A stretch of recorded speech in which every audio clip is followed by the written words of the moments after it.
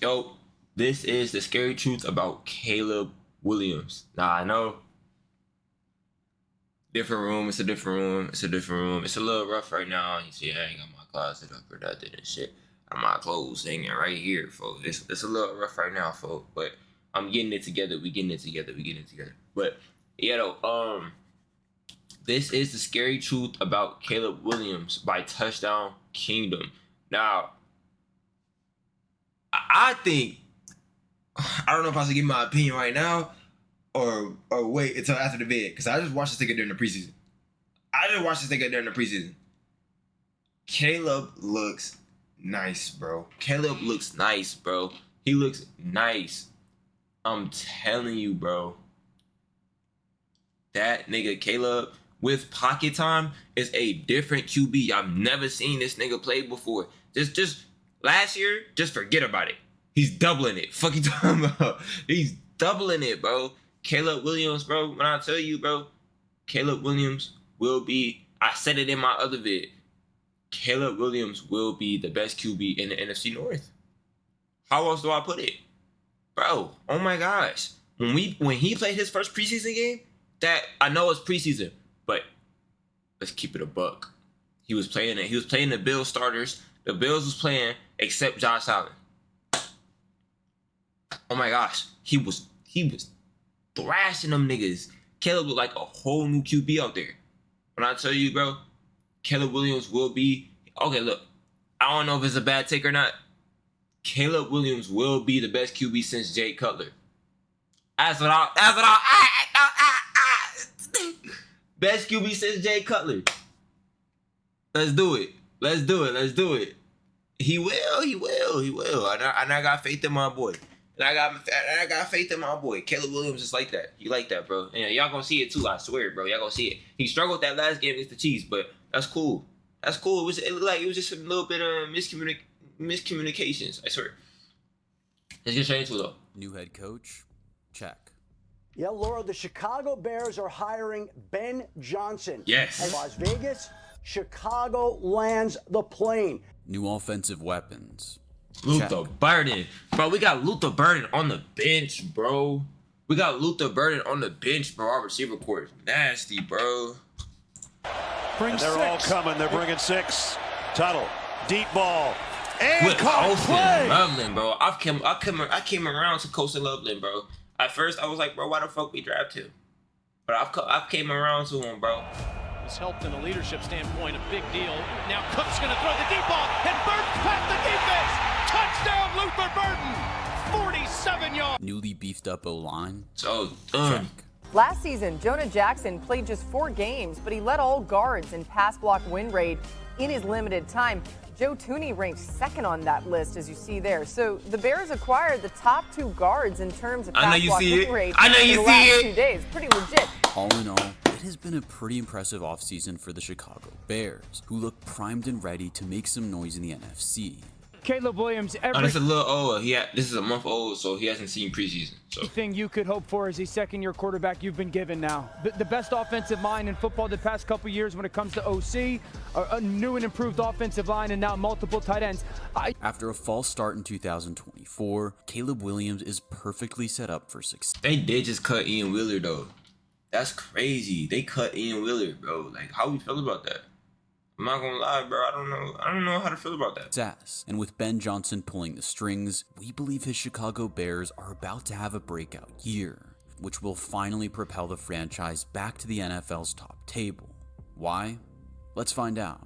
For starters, we have to talk about Caleb Williams' rookie season in 2024. Williams came in as one of the most hyped prospects we've seen in the draft. I feel like we shouldn't, though, bro. Like, I know, like, bro, like, Caleb Williams, bro, his rookie season wasn't even that bad.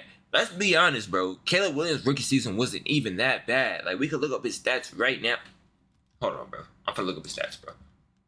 His rookie season wasn't even that bad. Like, besides, like, all the sacks took with the bad O-line and the bad coaches, like, let's be honest. This is not bad. He's a 62 completion rate. This is last year, by the way. 62 completion rate. 3,500 passing yards. Keep in mind, this nigga got sacked OD last year. And he still came. He ended the season with 35,000 passing yards. 3,500 passing yards. Ended the season with 3,500 passing yards. 20 touchdowns and 6 NOs. That's bad? Like, let's be honest, bro. That's not bad at all, bro. That's not bad at all. With a bad O-line, with a bad coach, with a bad offensive coordinator, with everything, bro. Like, everything was bad, bro. All these niggas that was coaching this nigga, they didn't know what the fuck they were doing. They didn't know what the fuck they were doing. Matt Eberflus got fired and got picked up as a defensive coordinator. You wanna know why? Because he can't be a head coach. He's not a great head coach. Matt Eberflus, he can run some defense. Don't get me wrong. He can run some defense a little bit. That defense looked better than the offense last year. But he just, bro, that head coach job was just not for him, bro. And it's okay to say that, bro. I love Matt Eberflus. I do. But, bro, there was some flaws in your coaching, gang. I'm not gonna lie. Draft for years, up there with the likes of Andrew Luck and Trevor Lawrence. Many watched his phenomenal Heisman caliber tape from his time at USC and figured he'd be able to slot right in as a day one starter to dominate the league. However, the transition to pro football is rarely that easy, and Williams' rookie season was held back by a couple of things. First of all, the Bears had arguably the that looks bad. He got mad by the time here, but damn. Rookie season was held back by a couple of things. First of all, the Bears had arguably the worst offensive line in football last season. Thanks for addressing it. Niggas talk about my team like they don't know that our O-line was fucking terrible. Like, god awful. 67 sacks, the most in the league. 67, of course, bro. With any quarterback who takes a lot of sacks, Look at this. he's personally These niggas trying to oh my, responsible for some of these. But there is no way we are letting the offensive line off for their role in the carnage. Much of the positivity around Williams centered around his ability to improvise, to scramble out of danger, and to keep plays alive.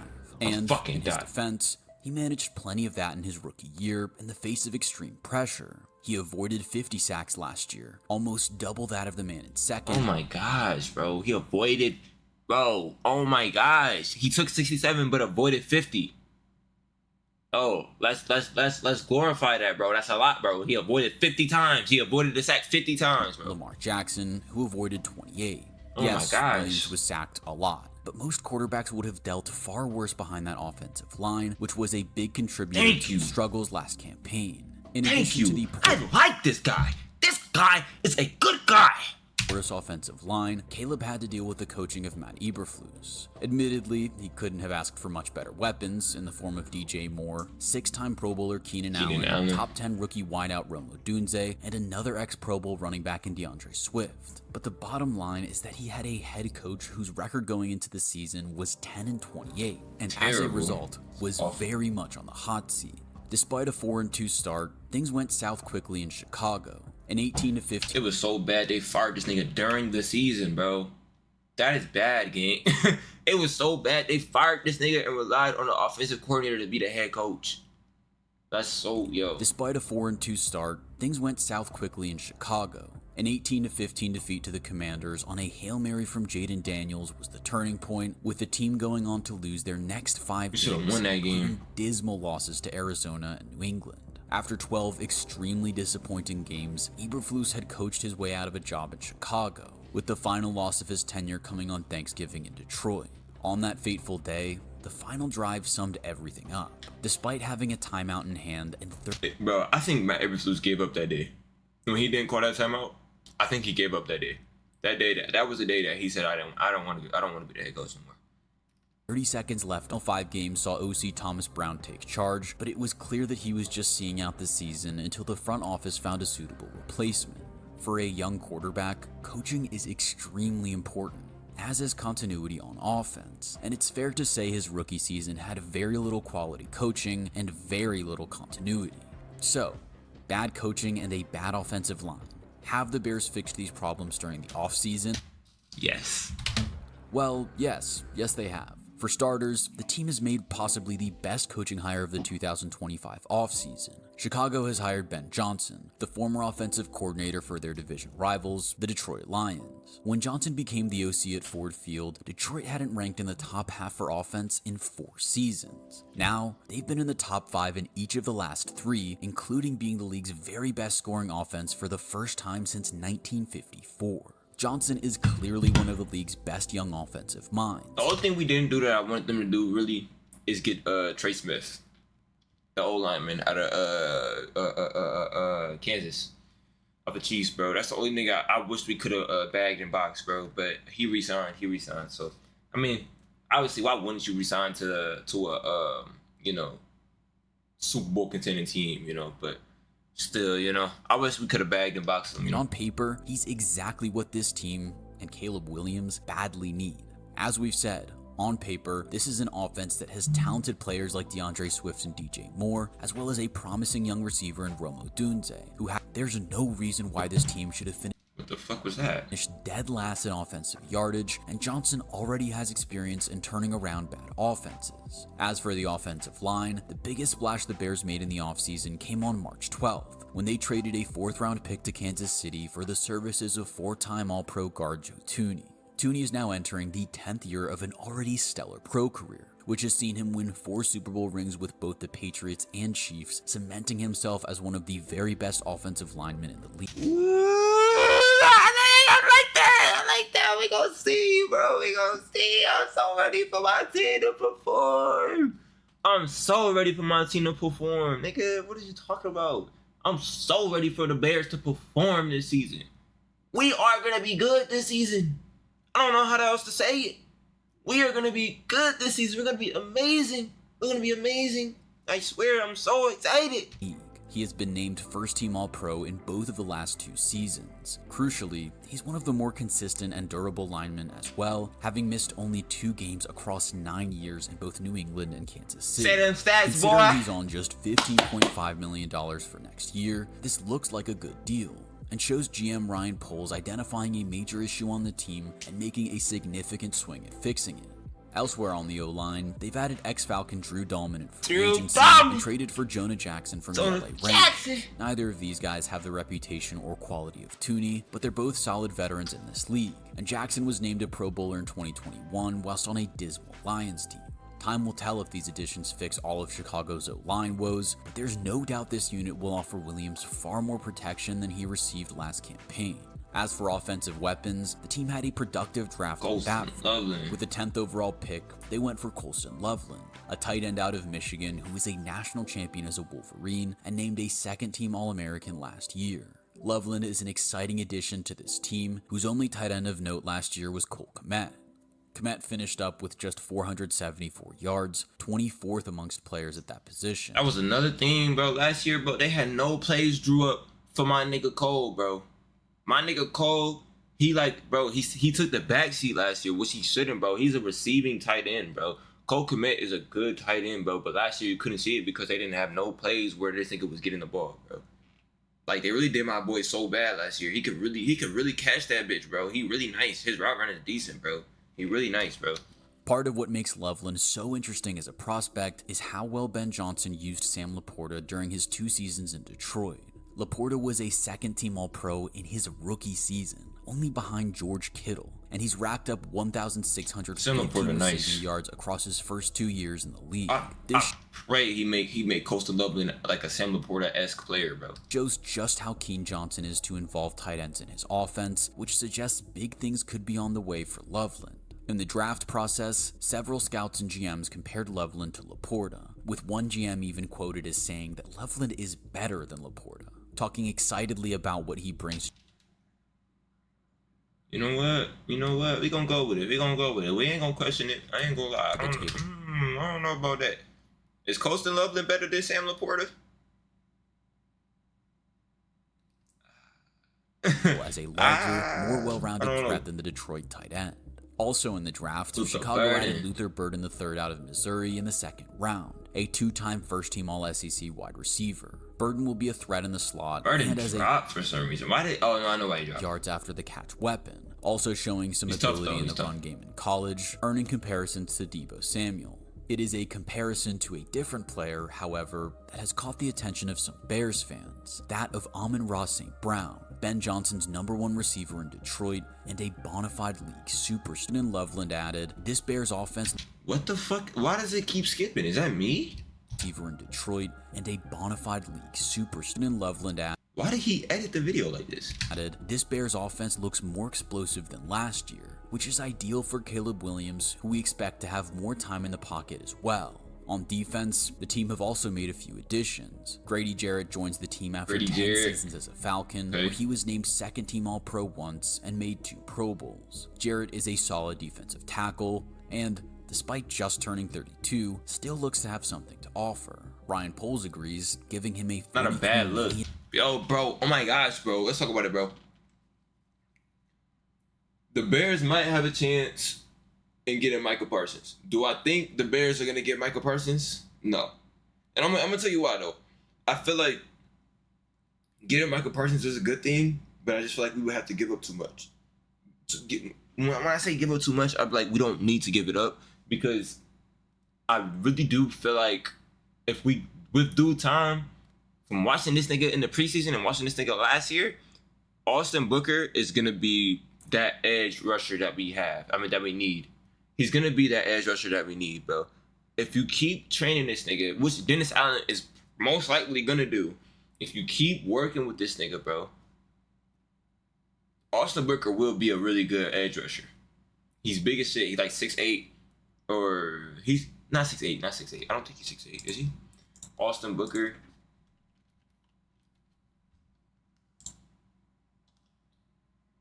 He's 6'6". He's 6'6". He's a 6'6", 245-pound edge rusher. And he's playing behind Montez Sweat. We all know how good Montez Sweat is, bro. So, do I think they should get Micah?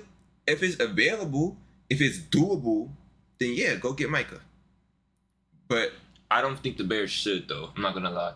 I think we have a young star in Austin Booker for real. $1 3-year deal. He's joined on the D-line by Dayo Odeyingbo, formerly of the Indianapolis Colts. Him too. He's staying behind him too. After a quiet start to his pro career in 2021, Odeyingbo has become a regular starter for the Colts in recent times, putting up 16 tackles for a loss and 34 quarterback hits. Which I heard about this nigga, and they were saying like he was good, but like he was just like on a bad team, like type of thing. Like it was bad. It was bad. It was bad last year for him. He joins on a $48 million 3-year deal as the Bears look to bolster a rushing defense that ranked 28th in yards allowed last season. The biggest addition to this Bears defense could be a coordinator. The team announced in January that they were not renewing the contract of DC Eric Washington. Allen became Saints DC during the disastrous 2015 season, in which the team gave up 413 yards a game, the second worst figure in the league. From that low point, Allen quickly turned the Saints into one of the league's best and most feared defensive units, ranking in the top 5 in both of his last 2 seasons as the coordinator. Whatever his failings as a head coach, Allen should be a major upgrade as he takes over a team that ranked 6th last in yardage defense last season. And there are definitely pieces to work with on this team, including ex-Buffalo Bills linebacker Tremaine Edmonds, former first-team All-Pro safety Kevin Byard, 2023 Pro Bowler Montez Sweat, and cornerback Jalen Johnson, arguably the team's best defender and one of the league's top corners. Who's better than Jalen Johnson on our defense? He's like a top 5 DB in the league right now. We have nobody else on that. Like what? Maybe Montez? You can say Montez, but I got Jalen Johnson as the best defensive player on our defense, bro. All in all, Kyler Gordon's really good too, though. I think he's gonna have a great career, and Jaquan Brisker. There are plenty of reasons to expect this season's Chicago Bears to be better than last year's. There's just one final piece of the puzzle, which is, of course, better quarterback play. Last season, Caleb Williams was a victim of extremely high expectations, and there were definitely low points along the way in a 5-12 season. It also didn't help that the number 2 pick, Jaden Daniels, adapted so well to the league, making many wonder if Chicago had taken the wrong guy. No, bro. I do not think the Bears picked up the wrong player, bro. If niggas really out here saying that we should have picked up Jaden Daniels instead of Caleb Williams, you did not watch us play before the draft, bro. Why would we give up Justin Fields for Jaden Daniels? That would have made no sense. Justin Fields and Jaden Daniels got similar games. Obviously, we've seen Jaden Daniels outperform Justin Fields, but going into the draft, bro, they're both rushing QBs who throw the ball. Like, why would we go for Jaden Daniels there? It don't make sense. It don't make sense. So why not go for the Patrick Mahomes-esque Caleb Williams, who's Heisman winner? Not that year, because Jaden Daniels got it, I think, but like previous year, Heisman winner Caleb Williams. Why not go for him, who can stay in the pocket, who can throw that bitch? We can rely on his arm more than we can rely on his legs. Why not go for that? Why not switch it up? You know, like I feel like if they was trying to get Jaden Daniels, it would make sense, because we would just stick with Justin. We would stick with Justin, and then we would got Marvin. Like that's how I look at it. Like there's no way that we picked the wrong person there. I think 100% of the time we still going Caleb Williams in that draft. But overall, his rookie season was fine. Williams threw for 20 touchdowns and just 6 interceptions across his 17 starts to go along with 3,541 yards, giving him a passer rating of 87.8. This is obviously below expectations and is a few points below league average, but it was a better season than highly tipped sophomore CJ Stroud, as well as Dak Prescott and Trevor Lawrence, 2 men who earned over $50 million last season. We're not going to deny that Williams had some poor performances last year, with his Week 17 outing against Seattle being a real lowlight. Which a rookie could, bro. Let's give him some leeway, bro. He's a fucking rookie, bro. I didn't expect this nigga to make every pass. He's gonna have some. He had accuracy problems in the beginning of the season. His passes were very inaccurate. Throwing for just 122 yards from 28 attempts in a 6-3 loss at home. And let's be fair, bro. Some of his passes, which every QB has, some of his passes just weren't caught by the receivers. Some of the receivers was just point blank dropping that bitch. Like that is crazy. Like put it on the money and these tickets just drop it. A calamitous loss to Detroit that got Matt Eberflus fired. Williams had an excellent game, throwing for 256 yards, 3 touchdowns, and 0 picks against the league's 7th best scoring defense. Beautiful. Then, in the final game of the season, he led a game-winning drive against the Bears' eternal rivals, the Packers, ending a run of 11 straight losses against Green Bay, which Chicago fans will be desperately hoping is not a one-off. And as we know, new head coach Ben Johnson also has plenty of experience beating Green Bay, with 5 wins and 6 meetings as the Lions OC. One final obstacle in the Bears' way that has to be considered is simply the strength of the NFC North Division. The Lions were the #1 seed in the conference last year with an imperious 15-2 record, and both the Vikings and Packers impressed as well, making the playoffs in the strongest division in football by some distance. Thankfully, the brains behind that Lions offense is now working in Chicago, and he's acutely aware of the weaknesses of all these teams, and armed with an exciting young quarterback with a year under his belt and a point to prove. Last year was a real false start in Chicago, but now the team looks primed and ready to go, set to make a real dent in the NFC this year. But are you as optimistic as we are? Let us know in the comments. I am. I think I think the Bears are gonna have a good season. I think Caleb is gonna have a great season. I think it's gonna be a good season all around. I'm not gonna lie, bro. I think we're gonna have a great season this season. Not gonna lie, bro.